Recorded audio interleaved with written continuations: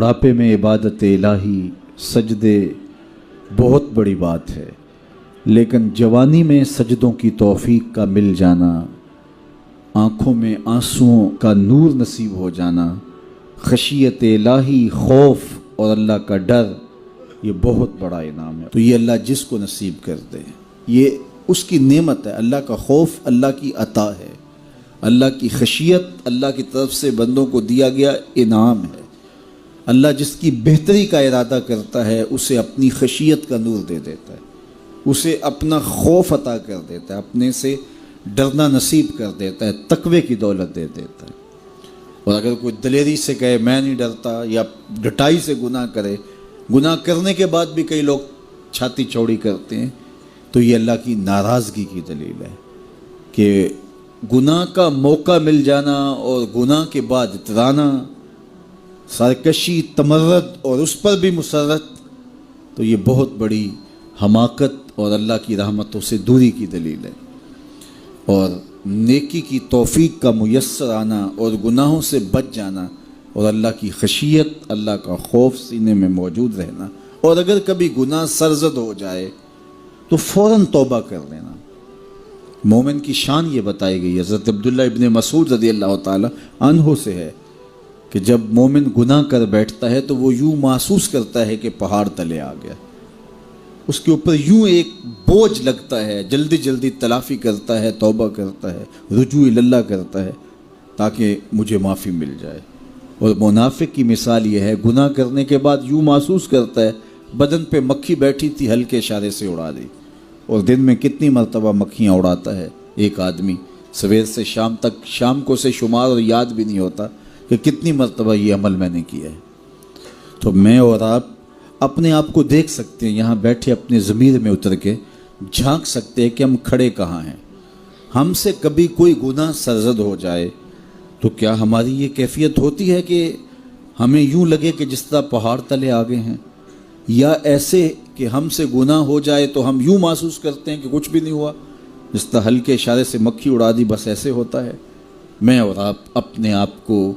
اپنے ضمیر کی عدالت میں کھڑا کر کے دیکھ سکتے ہیں کہ ہم کھڑے کہاں ہیں۔ کہیں منافقانہ روش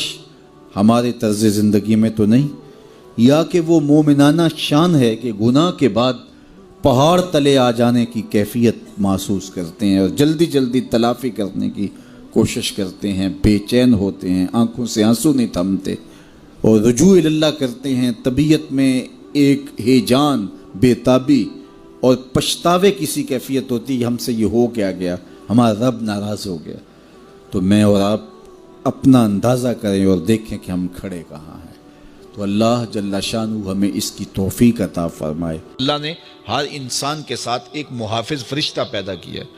اور اگر وہ محافظ فرشتہ انسان کے ساتھ نہ ہو، شیاطین انسان کو ویسے مار ڈالیں، انسان کو قتل کر ڈالیں، اگر اللہ نے حفاظت کے لیے فرشتہ معمور نہ کیا ہو۔ یہ انسان کے دشمن ہیں، اور انسان کو شیاطین راہ مستقیم سے ہٹانے کے لیے دن رات کوشاں ہیں۔ پھر یہ اتنا مکار دشمن ہے، ہر ایک کو ایک لاٹھی سے نہیں ہانکتا، اسے پتہ ہے کہ کس کو کیسے بھٹکانا ہے۔ ایک شب زندہ دار جس کو سحری کے وقت اٹھ کے آنسو بہانے کا لطف ملتا ہے، اب شیطان اس کو کہے کہ سحری کے وقت اٹھا نہ کر، تو وہ شب زندہ دار جب اس کے آنسو مصلے میں جذب ہوتے ہیں اور وہ اترتے ہوئے آنکھوں سے آنسو اتنی لذت اسے دیتے ہیں کہ دنیا ما فیہا کی لذتیں ایک طرف اور یاد خدا میں رونا ایک طرف۔ اب شیطان کسی کو کہے کہ سحری کے وقت اٹھا نہ کر، تو کوئی شیطان کی یہ بات تھوڑی مانے گا، تو شیطان اسے یہ کہتا بھی نہیں ہے، اسے کہتا ہے نہیں اٹھا کر، لیکن صبح بتا دیا کر کے میں تہجد گزار ہوں، اسے ریا میں مبتلا کرے گا۔ ایک شخص جس کی طبع میں فیاضی گندی ہوئی ہے، اب شیطان اس کو کہے کہ تو سخاوت نہ کیا کر، بخل کا درس دے، تو طبعاً جو سخی شخص ہے، جس کی فطرت کے اندر فیاضی ہے، تو وہ شیطان کی اس بات کو تو نہیں مانے گا۔ شیطان اسے یہ کہتا بھی نہیں کہ تو بخل کر، اسے فضول خرچی کی طرف لگا دے گا، اسے ان کاموں میں خرچ کرنے کی ترغیب دے گا جس کا اس کو اور معاشرے کو کوئی فائدہ نہیں ہوگا۔ اس لیے شیطان رخ بدلتا ہے۔ ایک شاعر جس کی طبع کے اندر لطافت ہے، نرمی ہے، محبت ہے، اب شیطان اس کو کہے کہ فلاں کو قتل کر دے، تو شاعر تو شاخ سے پھول بھی نہیں توڑ سکتا، تو پھر وہ کسی کا سر کاٹ دے، یہ کیسے ممکن ہو سکتا ہے؟ شیطان ایک شاعر کو یہ کہتا بھی نہیں، اسے وہ شراب اور شباب کے پیچھے لگا دیتا ہے۔ اب اتنا سخت دشمن، اتنا مکار دشمن، حضرت سیدنا غوث اعظم رضی اللہ تعالیٰ عنہ فرماتے ہیں میرے اوپر صحاب نور چھا گیا اور آواز آئی، عبد القادر تو نے اللہ کی اتنی عبادت کی ہے، اتنی ریاضت کی ہے کہ شریعت کا ہم تمہیں اب مکلف نہیں رہنے دیتے، اور اب تو نماز نہ پڑھے اور دیگر اعمال نہ کرے تو تجھے کوئی پکڑ نہیں، میں تیرے اوپر ایسے راضی ہو گیا ہوں۔ تو ایسے بادل سے آواز آئی، کہتے ہیں مان میرے دل میں خیال آیا کہ اگر عبادت کا مکلف نہ ہونا ہوتا تو امام الانبیاء صلی اللہ علیہ وسلم سے بڑھ کر کون اللہ کا مقرب تھا۔ حتیٰ تتورم قدماہ، حضور جب نماز پڑھتے اور اس قدر لمبا قیام کرتے حضور کے مبارک پاؤں سوج جاتے، لیکن ان کو تو کہا گیا وَاعْبُدْ رَبَّكَ حَتَّى يَأْتِيَكَ الْيَقِينُ، انہیں تو کہا گیا کہ آخری سانس تک اللہ کی عبادت کرنی ہے۔ تو میں کون ہوں کہ مجھے کہا جائے کہ تو اب عبادات کا مکلف نہیں رہا، کوئی بات نہیں ہے۔ تو کہتے ہیں میں لا حول ولا قوت الا باللہ پڑھا تو وہ جو مجھے نور نظر آ رہا تھا وہ سیاہی میں بدل گیا۔ تو وہ ابلیس تھا جو اس رنگ میں مجھے بھٹکانا چاہتا تھا، کہا عبد القادر اس مرتبے پہ پہنچے ہوئے کتنے لوگوں کو میں نے گمراہ کر دیا، تیرے علم نے تجھے بچا لیا۔ تو میں نے کہا ظالم، میرے علم نے مجھے نہیں بچایا، میرے اللہ کے فضل نے بچایا۔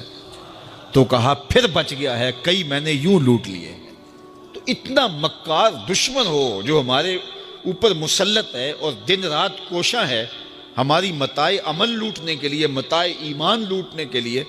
تو پھر مجھے بتاؤ کہ ہم کیا غافل ہو کے بیٹھیں گے؟ ایسے ناپاک وجود کا مقابلہ کوئی آسان ہے جو ہماری متاع عمل لوٹتا ہے، متاع ایمان لوٹتا ہے، ہمیں عمل کرنے نہیں دیتا، کریں تو وسواس ڈال رہا ہوتا ہے، کر لیں تو ریا میں اور تکبر میں مبتلا کر کے، عجب میں مبتلا کر کے کیا ہوا عمل بھی لوٹ لیتا ہے۔ مجھے بتاؤ یہ کوئی جو ہے وہ سوکھا کام ہے کہ ہم مقابلہ کریں؟ اب ماہ صیام میں روزے سے بھوک بھی کاٹتے ہیں اور قرآن مجید کی تلاوت اور دیگر معمولات کے لیے ہمیں تنہائی بھی میسر آتی ہے، اور اسی طرح ہمیں روزے سے جو ہے وہ اپنی زبان کو کنٹرول کرنے کا درس بھی ملتا ہے۔ تو روزہ تمہاری زبان کا محافظ بن جاتا ہے، پھر روزہ تمہاری شہوات کے کنٹرول کا ذریعہ بن جاتا ہے، اور روزہ تنہائی کی وجہ سے اختلاط سے جو خرابیاں پیدا ہوتی ہیں ان سے تمہیں بچا لیتا ہے۔ تو گویا ماہ صیام اللہ تعالیٰ کی رحمتوں کا ایک روپ ہے، اور یہ ایک مہینے کا تربیتی کورس ہے جس کے ذریعے سے ہم اپنے باطن کی صفائی کر سکتے ہیں اور اندر کی غلاستیں، اندر کے میل کو چیل مٹا سکتے ہیں۔